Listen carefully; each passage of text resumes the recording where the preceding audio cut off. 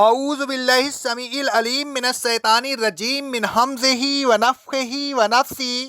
سورہ نساء کی آیت نمبر 127 میں اللہ رب العالمین کا ارشاد گرامی ہے، اور اے رسول صلی اللہ علیہ وسلم،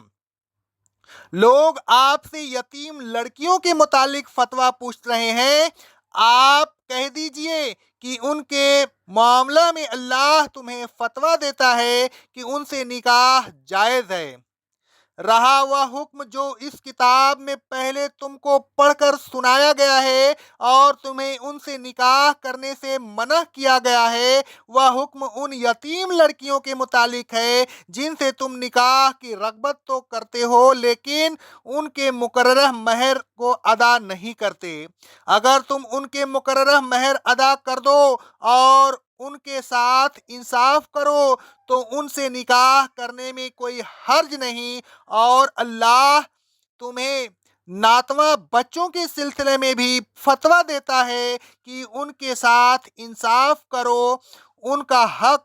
وراثت ان کو دے دیا کرو، غرض یہ کہ تمام یتیموں کے ساتھ انصاف پر قائم رہو، کسی کی حق تلفی نہ کرو، ان کے ساتھ نیکی کرتے رہو، اور جو نیکی بھی تم کرو گے وہ ضائع نہیں ہوگی، اللہ کو اس کا علم ہوگا اور وہ اس کا اجر دے گا۔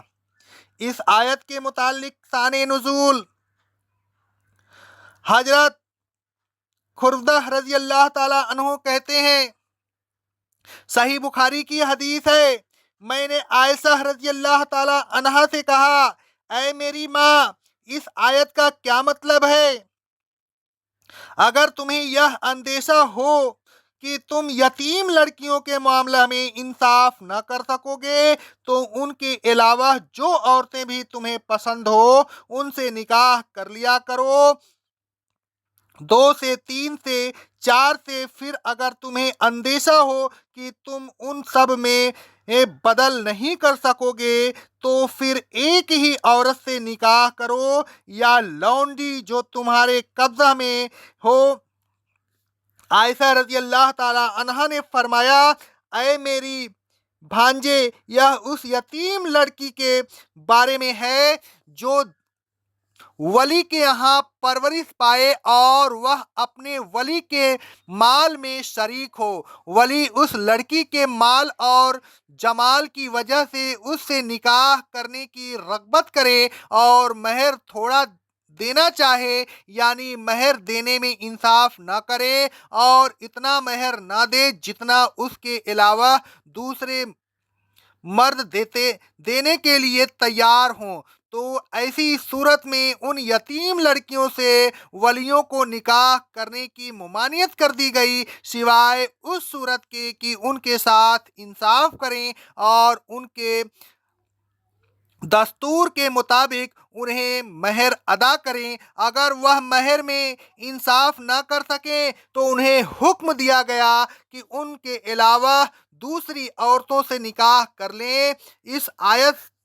کے نزول کے بعد لوگوں نے رسول اللہ صلی اللہ علیہ وسلم سے اس حکم کی وضاحت چاہی تو اللہ تبارک و تعالیٰ نے یہ آیت اتاری۔ وَيَسْتَفْتُونَكَ فِي النِّسَاءِ کی آیت ہے، اے رسول صلی اللہ علیہ وسلم، لوگ آپ سے یتیم لڑکیوں کے متعلق فتویٰ پوچھ رہے ہیں، آپ ان سے کہہ دیجئے کہ اللہ ان کے بارے میں تمہیں فتویٰ دیتا ہے کہ ان سے نکاح جائز ہے۔ رہا وہ حکم جو اس سے پہلے تمہیں اس کتاب میں دیا گیا ہے وہ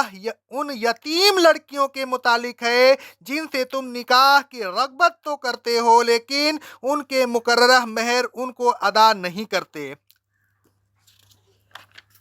اللہ تبارک و تعالیٰ نے فرمایا، وَيَسْتَفْتُونَكَ فِي النِّسَاءِ، لوگ آپ سے یتیم لڑکیوں سے نکاح کرنے کے سلسلہ میں دریافت کرتے ہیں، قُلِ اللَّهُ يُفْتِيكُمْ فِيهِنَّ،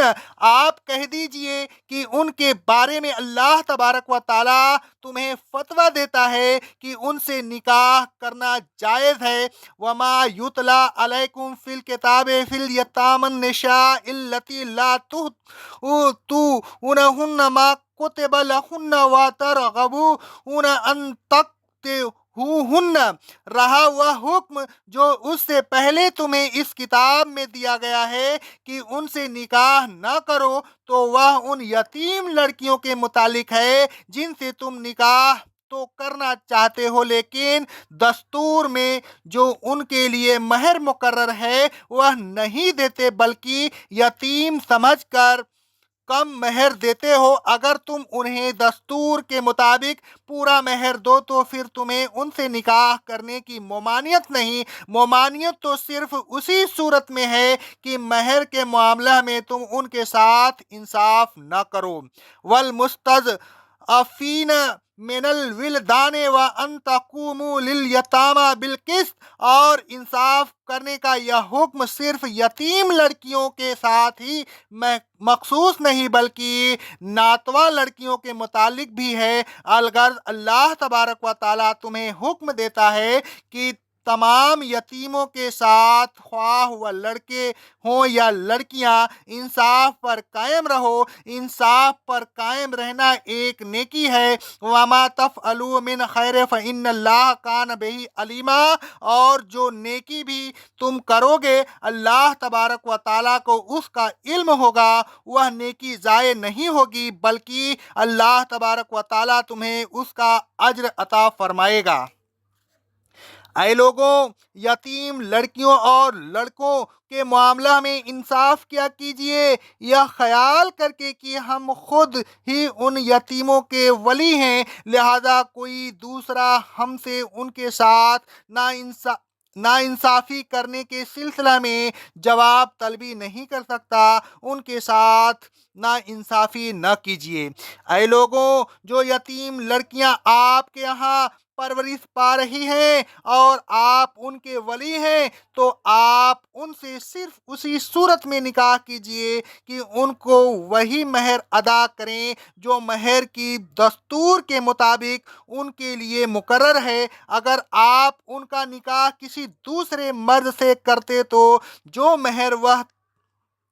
دیتا وہی مہر آپ بھی دیجئے۔ یتیم لڑکی سمجھ کر مہر میں کمی نہ کیجیے۔ اگر یتیم لڑکیوں کے مہر میں کمی کرنے یا کسی اور معاملہ میں ان کے ساتھ ناانصافی کرنے کا آپ کو اندیشہ ہو تو پھر ان سے نکاح نہ کیجیے بلکہ دوسری عورتوں سے نکاح